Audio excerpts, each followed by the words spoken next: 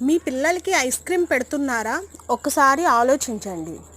పిల్లలకి వేసవికాలం కదా అని ఐస్ క్రీమ్ పెడితే ఎక్కువగా వాళ్ళకి ఐస్ క్రీమ్లో షుగర్ లెవెల్స్ ఎక్కువ ఉండటం వల్ల అధికమైన బరువు కలిగి ఉంటారు.